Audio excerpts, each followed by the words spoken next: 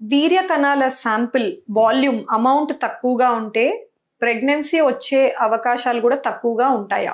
కొంచెం లెవెల్ వరకు ఎస్ అండి. ఎందుకంటే ఈ సిమెన్ అనాలిసిస్ వీర్య కణాల పరీక్ష చేసుకున్నప్పుడు అసలు ఎంత వాల్యూమ్ ఆఫ్ శాంపిల్ నార్మల్, ముందుగా దాని గురించి మాట్లాడినట్టయితే దీనికి WHO వరల్డ్ హెల్త్ ఆర్గనైజేషన్ అన్న ఇన్స్టిట్యూషన్ ఎంతో మందిలో న్యాచురల్గా ప్రెగ్నెన్సీ వచ్చిన కపుల్స్ని గ్యాదర్ చేసుకొని వాళ్ళ హస్బెండ్స్ లేదా వాళ్ళ రెస్పెక్టివ్ పార్ట్నర్స్లో వీర్య కణాల పరీక్ష చేసి వాళ్ళు నోటీస్ చేసింది ఏంటి అంటే ఈజీగా 1 year లోపల ప్రెగ్నెన్సీ వచ్చిన కపుల్స్లో వాళ్ళ హస్బెండ్స్ వీర్య కణాల పరీక్షలో తేలింది ఏంటంటే 95% కంటే ఎక్కువ మందికి ఈ నార్మల్ రేంజెస్లో ఉన్నాయి. సో అందుకనే మీరు WHO రిపోర్ట్ ఏదైతే సిమెన్ అనాలిసిస్కి మేము నార్మల్ రేంజెస్ అని తీసుకుంటున్నామో మేము యాక్చువల్గా లోవర్ రేంజ్ తీసుకున్నాం. 95% కంటే ఎక్కువ మందికి వీటికంటే హయ్యర్ నంబర్స్ ఉన్నాయి. ఒక 5% మందికి ఎవరికైతే తక్కువ ఉన్నాయి, దీనికంటే తక్కువ ఉన్నా కూడా న్యాచురల్ ప్రెగ్నెన్సీ వాళ్ళకి వచ్చింది, బట్ చాలా కష్టంగా ఉంటుంది. అంటే 100 మందిలో 5 మందికే ప్రెగ్నెన్సీ కుదిరింది వాళ్ళకి, తక్కువ కౌంట్లో ఉన్న వాళ్ళు. సో ఓన్లీ వాల్యూమ్ గురించి ఇవాళ మాట్లాడదాం. కౌంట్, మొటిలిటీ అవన్నీ ఇవాళ నేను డిస్కస్ చేయట్లేదు, only volume of the sample. So WHO normal range ఏది అని చెప్తుందంటే కనీసం 1.5 ml కంటే ఎక్కువ ఉండాలి ఈచ్ టైం భర్త లేదా పార్ట్నర్ ఇజాక్యులేట్ చేసినప్పుడు శాంపుల్ ఆ వాల్యూమ్ కనీసం 1.5 ml కంటే ఎక్కువ ఉంటే నార్మల్ వాల్యూమ్గా కన్సిడర్ చేస్తాము. 1.5 ml కంటే తక్కువ ఉంటే లో వాల్యూమ్గా కన్సిడర్ చేస్తాం. మీరు టెస్ట్ చేసుకున్నప్పుడు మీ రిపోర్ట్లో కనుక ఈ వాల్యూమ్ ఆఫ్ శాంపిల్ 1.5 ml కంటే తక్కువ వస్తే డైరెక్ట్గా మీరు ఎక్కువ ఇమాజిన్ చేసుకోకుండా ముందు డాక్టర్తో మాట్లాడండి. ఎందుకంటే దీనికి రీజన్ ఎక్కువ శాతం మెకానికల్ ఉంటాయి. ఫస్ట్ మేబీ శాంపిల్ మీరు టెస్ట్ కోసం ఇచ్చేటప్పుడు పూర్తిగా కలెక్ట్ చేసుకోలేకపోయారేమో, స్పిల్ అయిపోయిందేమో sample, first part of sample collect చేయలేకపోయారేమో. సో మెకానికల్ రీజన్స్ ఎక్కువగా ఉంటాయి.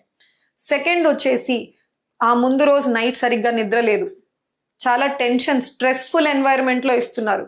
సమ్టైమ్స్ మెన్ నాకు చెప్తూ ఉంటారండి, వాళ్ళు ఏమంటారంటే భర్త భార్య కలిసేటప్పుడు ఇంట్లో మాకేం ప్రాబ్లం ఉండట్లేదు మేడం, కానీ ఇక్కడ సెంటర్లో మేము టెస్ట్ కోసం శాంపుల్ ఇవ్వాలి అన్నప్పుడు మాత్రము మా సిమెన్ శాంపుల్ చాలా తక్కువగా ప్రొడ్యూస్ అవుతుంది. సో ఇది రీజన్ సైకలాజికల్ అనమాట. స్ట్రెస్ఫుల్ ఎన్వైరన్మెంట్స్లో రాత్రి నిద్ర సరిగ్గా లేదు అన్న, చాలా టెన్షన్ ఉన్న ఎన్వైరన్మెంట్లో మీరు ఇచ్చినా కూడా శాంపుల్ తక్కువ వాల్యూమ్ వచ్చే అవకాశాలు ఉంటాయి. థర్డ్ వచ్చేసి ఎన్ని రోజులు అవుతుంది మీరు శాంపుల్ ఇచ్చి. సో ప్రీవియస్లీ ఒకవేళ ముందు రోజే భర్త భార్య కలిశారు, లేదా ఒక 1 day ముందే భర్త సొంతంగా చేత్తో మాస్టర్బేషన్ ద్వారా శాంపుల్ తీసేశారు.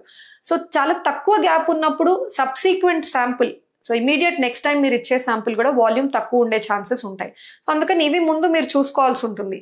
ఇవన్నీ రూల్ అవుట్ అయిన తర్వాత కూడా శాంపుల్ వాల్యూమ్ చాలా తక్కువగా ప్రొడ్యూస్ అవుతుంది అంటే మాత్రము నిజంగా ఏదో ప్రాబ్లం ఉండొచ్చు. వాటికి ఏం రీజన్స్ అయి ఉండొచ్చు? 1 వచ్చేసి రెట్రోగ్రేడ్ ఇజాక్యులేషన్ అంటాం. రెట్రోగ్రేడ్ ఇజాక్యులేషన్ వచ్చేసి మెన్లో యూరిన్, సీమెన్, సో రెండు వచ్చే బయట అవుట్ఫ్లో ట్రాక్ట్ ఒకటే ఉంటుంది, పైప్. సో అందుకని ఏమవుతుందంటే కొంతమందిలో ఒక పార్ట్ ఆఫ్ వీర్యం ఏదైతే శాంపుల్ ఉందో కొంతమందికి రెట్రోగ్రేడ్ వెనక్కి వెళ్ళి బ్లాడర్లోకి, మీ మూత్ర సంచిలోకి ఎంటర్ అవుతూ ఉంటుంది.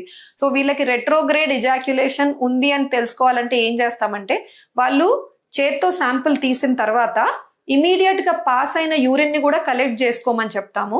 ఆ కలెక్ట్ చేసిన యూరిన్లో స్పర్మ్స్ ఏమైనా కనపడుతున్నాయా అని వెతుకుతాం. ఒకవేళ స్పర్మ్స్ కనపడితే మన డౌట్ నిజమైనట్టు, రెట్రోగ్రేడ్ ఇజాక్యులేషన్ జరుగుతుంది. సో అందుకే ఆ కొంచెం వాల్యూమ్, మనం ఆ తక్కువ వాల్యూమ్ రావడానికి రీజన్ ఎందుకంటే కొంచెం వాల్యూమ్ ఆఫ్ స్పర్మ్ శాంపుల్ మూత్ర సంచికి వెనక్కి వెళ్ళిపోతుంది. So retrograde ejaculation.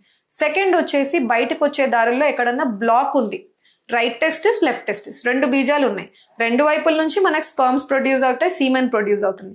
ఏదో ఒక సైడ్ డక్ట్ మనకు బ్లాక్ ఉందంటే ఎంటైర్ శాంపుల్ మనకు బయటికి రాదు, కాబట్టి కూడా లో వాల్యూమ్ ఉండే ఛాన్స్ ఉంటుంది. సో అందుకని ప్రాబ్లం ఏంటి అనేది ఫస్ట్ మనం ఫిగర్ అవుట్ చేయాలి. నువ్వు ఫిగర్ అవుట్ చేయగలిగితే దాన్ని బట్టి ట్రీట్మెంట్ ఉంటుంది.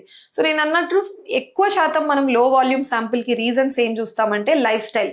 అంటే వాళ్ళ ఓవర్ వెయిట్ ఉన్న వాళ్ళకి, బరువు ఎక్కువ ఉన్న వాళ్ళకి, ఎక్సర్సైజ్ ఎక్కువ చేయని వాళ్ళకి, స్మోకింగ్ డ్రింకింగ్ అలవాటు ఉన్న వాళ్ళకి, వీళ్ళందరిలో కూడా లో వాల్యూమ్ శాంపుల్ చూస్తూ ఉంటామండి. అందుకని వాళ్ళకు డయట్ ఎక్సర్సైజెస్ చెప్పడం జరుగుతుంది. ఇది కాకుండా ఫుడ్లో వచ్చేసి మీరు vitamin C, vitamin E rich foods తీసుకోగలిగితే, antioxidant rich foods, fruits, vegetables ఇవన్నీ తీసుకుంటే కూడా మంచిగా ఇంప్రూవ్డ్ సిమెన్ క్వాలిటీ ఉండే ఛాన్స్ ఉంటుంది. మంచి స్లీప్ ఉండాలి, మన హ్యాబిట్స్ ఎలా ఉన్నాయి అవన్నీ కరెక్ట్ చేసుకోమంటాం. సెకండ్ వచ్చేసి ఎవరికైతే రెట్రోగ్రేడ్ ఇజాక్యులేషన్ ప్రాబ్లమ్స్ ఉన్నాయో వాళ్ళకి కొన్ని మెడికేషన్ ఉంటాయండి. సో ఆ మెడిసిన్స్ ఇవ్వడం జరుగుతుంది.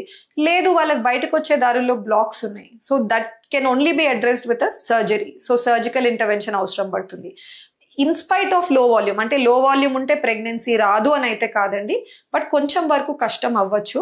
సో అందుకనే మీరు ఆండ్రాలజిస్ట్ లేదా ఎనీ ఫర్టిలిటీ ఎక్స్పర్ట్ని మీరు కలిస్తే అసలు ఎంత సిగ్నిఫికెంట్గా అది ప్రాబ్లమా కాదా అని ముందు తెలుసుకోండి.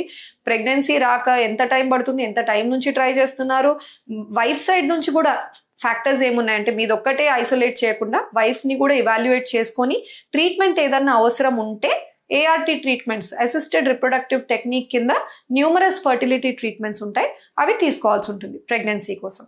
Thank you.